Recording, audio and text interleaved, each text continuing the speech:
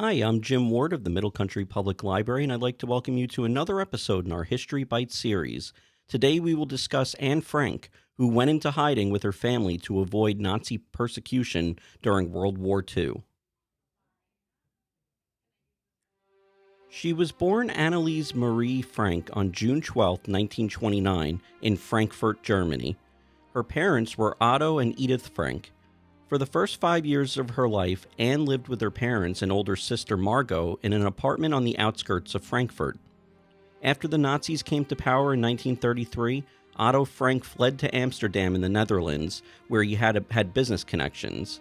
The rest of the Frank family soon followed, with Anne being the last of the family to arrive in February 1934 after staying with her grandparents in Aachen. In 1941, after German forces occupied the Netherlands, Anne was compelled to transfer from a public school to a Jewish one.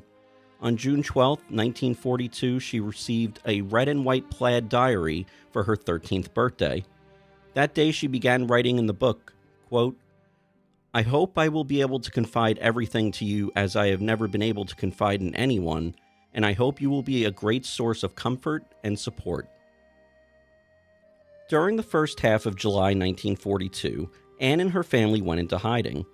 They were eventually joined by four other Jews as well: Hermann, August and Peter Van Pels, and Fritz Pfeffer. For 2 years, they lived in a secret apartment at 263 Prinsengracht Street. The apartment was located behind the business offices where Otto Frank had worked as company director. Anne referred to the hiding place in her diary as the secret annex.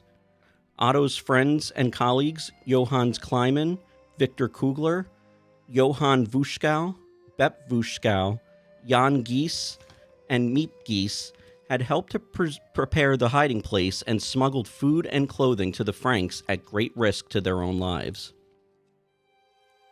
Life for the 8 people in the small apartment was tense. The group lived in constant fear of being discovered and could never go outside. They had to remain quiet during daytime in order to avoid detection by the people working in the warehouse below. While in hiding, Anne kept a diary in which she recorded her fears, hopes, and experiences. She discussed typical adolescent issues, as well as her hopes for the future, which included becoming a journalist or a writer.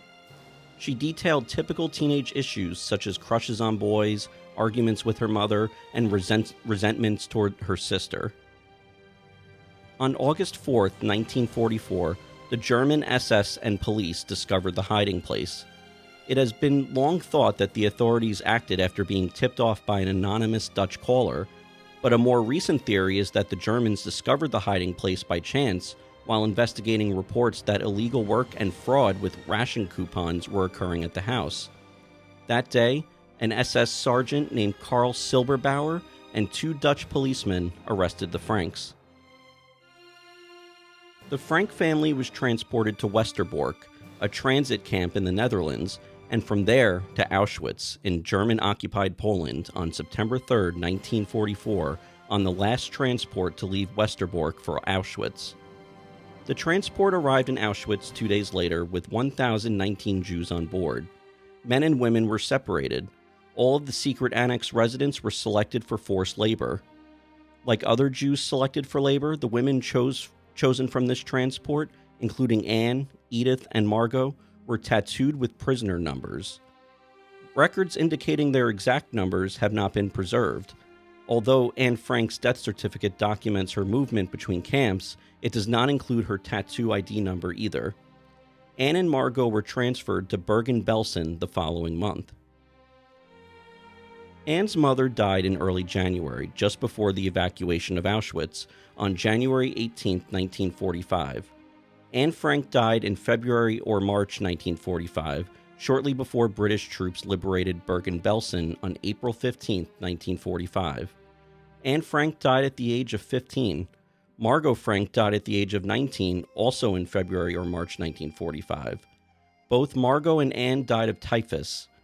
Only Anne's father, Otto, survived the war.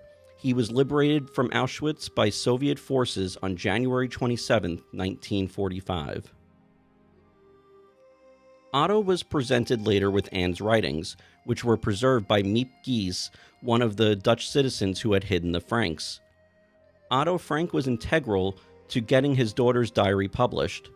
The diary, which has been translated into more than 65 languages, is the most widely read diary of the Holocaust, and Anne is probably the best known of Holocaust victims.